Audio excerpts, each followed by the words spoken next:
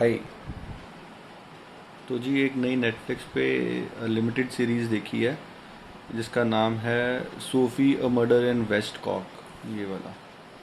तो इसके अंदर क्या है कि एक लेडी है जो कि फ्रेंच थी, पेरिस में रहती थी, एक प्रोड्यूसर से मैरिड थी, काफ़ी हाई प्रोफाइल कपल था।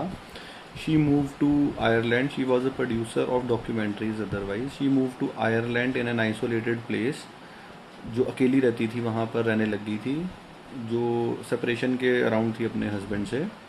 तो वो अलग रहने लगी थी, आयरलैंड में भी बहुत ज़्यादा अंदर अंदर जाके कहीं पे किसी गांव में कैसे करके रहने लगी थी। तो फिर जब ये वहाँ पे रहने लगी थी तो इसका हो गया मर्डर एक बार। तो ये इसका जब मर्डर हो गया तो फिर इसी के ऊपर शो है कि कैसे कैसे कभी इन्होंने सोचा कि हस्बैंड हो सकता है, कोई पुराना एक्स बॉयफ्रेंड हो सकता है, बट अल्टीमेटली एक जर्नलिस्ट जो था उसका भी इंटरव्यू शुरू से दिखाते जा रहे थे। तो वो जो जर्नलिस्ट था, इन्होंने बोला कि वो जर्नलिस्ट ने उसका किया है मर्डर, क्योंकि और वो जो जर्नलिस्ट है उसने वो पोएट भी है, और वो कुछ मिलना, उसने जो लेडी थी, उसने सोफ़ी थी, उसने कई लोगों को बोला था कि मैं ईयान को मिलने वाली हूँ। और ईयान ने भी कई सारे लोगों को माना था कि हाँ मैंने इसका मर्डर किया, मगर कोई सर्कमस्टेंशियल एविडेंस नहीं था। ये 1996 की स्टोरी है, 23 दिसंबर की। तो अभी तक ये कुछ कोई रेजोल्यूशन निकला नहीं है। उन्होंने बहुत ट्राई किया।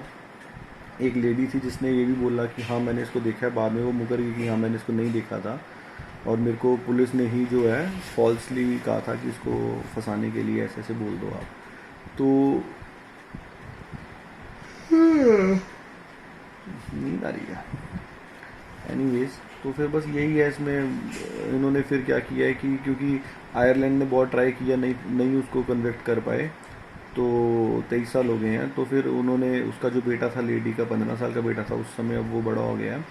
तो उसने और सब लोगों ने वहाँ फ्रांस में इसके ऊपर, उसके ऊपर, इस बंदे के ऊपर केस किया। और वहाँ पर फ्रांस की जो जुडिशरी है उन्होंने कह दिया कि हाँ ये गिल्टी है, ईयान जो जर्नलिस्ट है, क्योंकि बहुत सारी टेस्टिमनीज जो हैं।